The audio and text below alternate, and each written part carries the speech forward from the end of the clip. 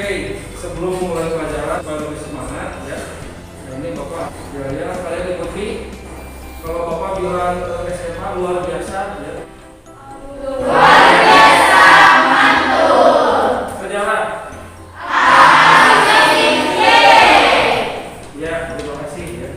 Sebelum memulai pada materi baru, nah Bapak ingin bertanya dulu ya. Ada yang ingat tidak tentang materi minggu kemarin itu tentang Sumpah Pemuda. Pelajaran Sumpah Pemuda. Diawali dengan munculnya organisasi-organisasi pergerakan nasional.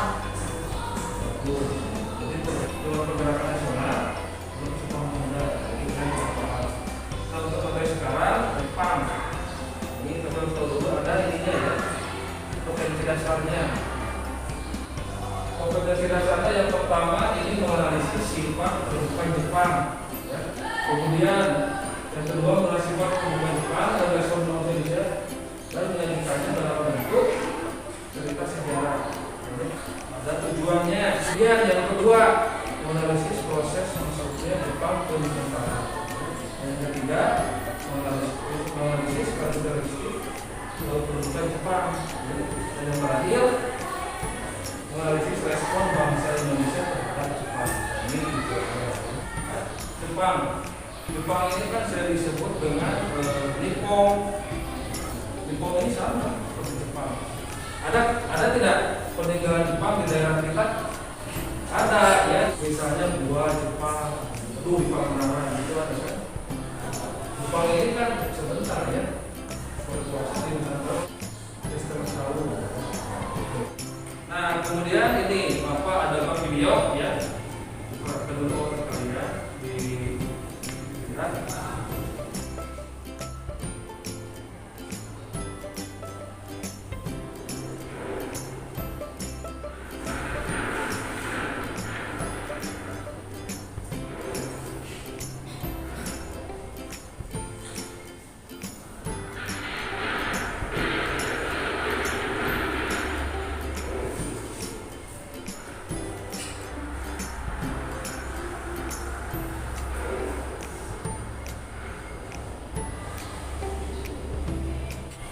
Nah, udah dilihat ini videonya. Coba ada yang bisa tidak menyimpulkan ini tentang apa?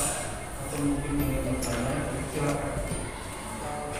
Itu Jepang menyerang Cina dan negara lain, Pak. Ya, bagus. Ada lagi yang lain?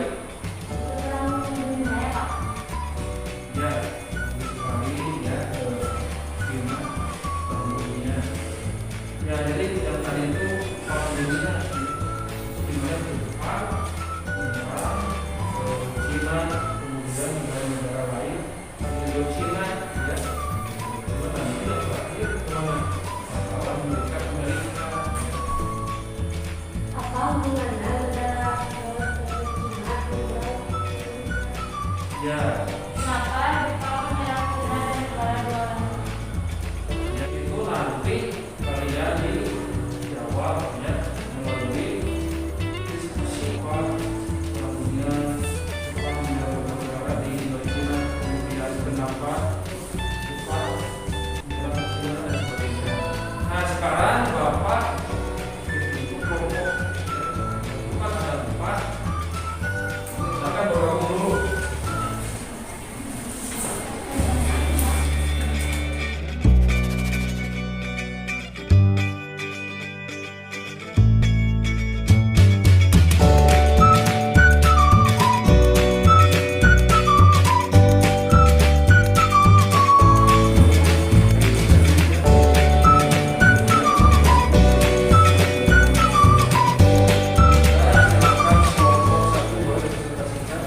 Perwakilan dari kelompok 1 hasil diskusi kelompok kami tentang latar belakang kedatangan Jepang ke Nusantara. Latar belakang kedatangan Jepang ke Indonesia. Yang pertama, kemenangan Jepang atas Rusia pada tahun 1904 sampai 1905. Adanya restorasi Meiji. Akibatnya, yang awalnya menutup diri kini menjadi negara imperialis. Maka Jepang membutuhkan sumber daya alam yang besar yang kedua yaitu paham Hato Ichigo untuk mempersatukan bangsa di dunia seperti Indonesia. Terus yang ketiga yaitu ikut ke dalam Perang Dunia II di bawah aliansi Axis, membuat Indonesia di Hindia Belanda, membuat Jepang akan menguasai wilayah Indonesia. Sekian penjelasan materi dari kelompok 1. Nah, bagus ya. Saya yaitu dari kelompok 1 dari kelas 1. Nah, kelompok yang lain ada yang ingin menambahkan atau bertanya? Ingin menambahkan, Pak? Ya, silakan. Menurut saya, dari presentasi tadi, ada lagi, yaitu sumber daya manusianya kurang. Contohnya restorasi politik dalam bidang politik. Selanjutnya adalah pemindahan ibu kota dari Kyoto ke Kyoto. Bagus ya, kelompok 1 luar biasa. Tepuk tangan ya. Kita dilanjut oleh kelompok 2. Proses masuk ke Jepang ke Nusantara yang akan dijelaskan oleh Sri Sundari. Proses masuknya Jepang ke Indonesia.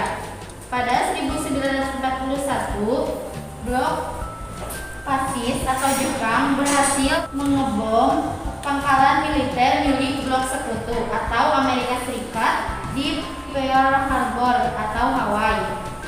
Jepang mulai memasuki Indonesia saat tahun 1942 melalui Ambon dan Maluku. Puncaknya, secara resmi pada 8 Maret 1942, Belanda akhirnya menyerah kepada Jepang dalam perjanjian Kalijati yang dilaksanakan di Subang, Jawa Barat. Sekian. Silakan, mungkin ada dari kelompok lain yang ingin menambahkan atau mungkin bertanya. Ketika Jepang masuk, bagaimana usaha Belanda untuk melawannya? Jawabannya adalah membentuk Abdapom Tentara Gabungan. Kelompok 3. Silakan. Assalamualaikum warahmatullahi wabarakatuh. Presentasikan materi tentang respon bangsa Indonesia terhadap pendudukan Jepang yang akan disampaikan oleh Saudari Garsa. Kedatangan Jepang di Indonesia awalnya disambut dengan senang oleh rakyat Indonesia, di mana terdengar ucapan banjai-banjai selamat datang. Jepang disebut-sebut sebagai saudara tua yang dipandang dapat membebaskan bangsa Indonesia dari kekuasaan Belanda. Sikap simpatik bangsa Indonesia terhadap Jepang antara lain juga dipengaruhi oleh kepercayaan Jayabaya dan itu pada masa kependudukan Jepang, tetapi hampir sama dengan kependudukan Belanda, namun lebih kejam. Sekian. Kelompok 4. Silakan. Assalamualaikum warahmatullahi wabarakatuh. Ini tentang pembentukan pemerintahan militer dan sipil oleh Jepang yang akan disampaikan oleh Najwa. Setelah masuk Jepang membentuk pemerintahan militer di Indonesia, dibagi menjadi 3 wilayah pemerintahan militer. Dibagi menjadi daerah sukaresidenan, si kota praja, ken, kabupaten, gun, desa atau kelurahan. Sekian. Bagus ya. Nah, kelompok 4 bukan pemerintahan militer ya dan sipil. Tim dari kelompok 1, 2, 3 yang ingin bertanya ataupun menambahkan, silakan. Siapa pemimpin tentara yang ke-16? Ingin menjawab? Pemimpin tentara ke-16 jawabannya Maula. Bagus sekali ya pertanyaannya dari kelompok 1 ya. Nah, terhadap ini kelompok 4. Jadi kalian memang ya. Jadi yang pertama latar belakangnya itu ada yang disebut dengan perang kedua. Latar belakangnya itu ada yang disebut dengan restorasi Meiji. Jadi dulunya itu Jepang negara tertutup ya, dan setelah restorasi Meiji kemudian berubah menjadi negara Italia.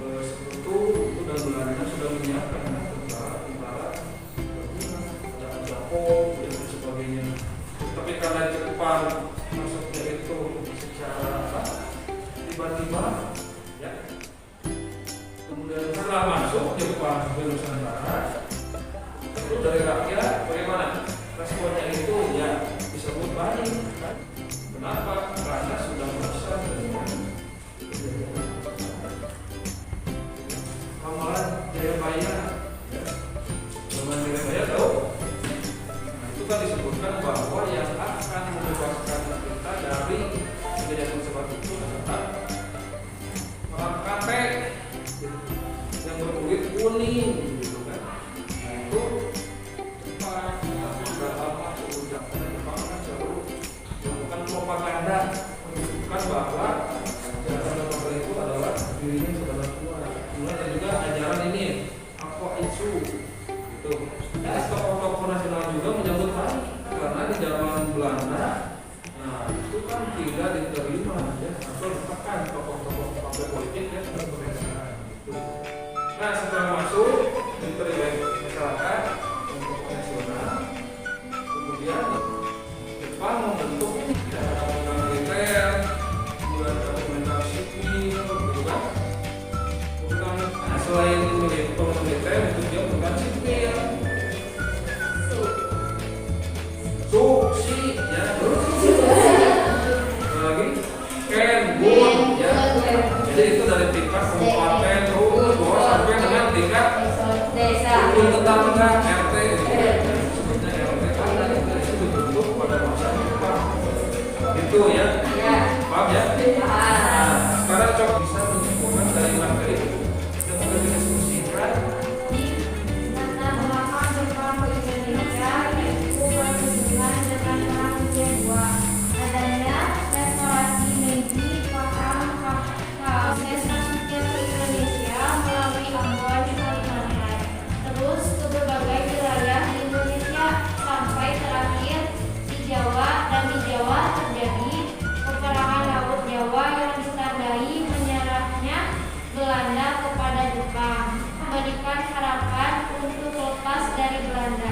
Tetapi setelah berkuasa Jepang bersifat kejam. Yang lain Menurut saya kesimpulannya adalah latar belakang datang ke Indonesia Jepang itu ada dari restorasi Meiji dan kemenangan Jepang atas Rusia menjadikan Jepang menjadi negara imperialis. Kemudian respon rakyat terhadap Jepang disambut baik karena adanya kepercayaan terhadap ramalan Jayabaya. Nah, itu jadi bagus ya kalian sudah paham atau masalah apa sih yang didapat dari pelajaran Jepang. Iya Pak. Saya pada ramalan. Ya bagus. Yang lain Pembelajaran sejarah ini saya bisa mengambil kesimpulannya atau pesan moral, yaitu kita sebagai masyarakat harus cinta kepada tanah air. Jangan sia-siakan pengorbanan pahlawan zaman dulu dalam menghadapi penjajah. bagus ya, baik sekali bagus. Nah sekarang Bapak PD maupun buat kalian Bapak membuat ini harus PD itu dikerjakan ya.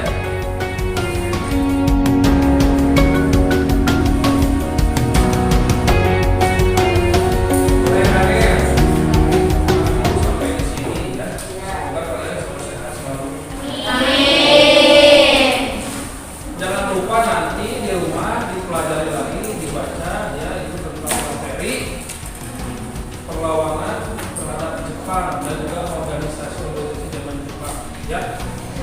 Nah, sebelum itu coba di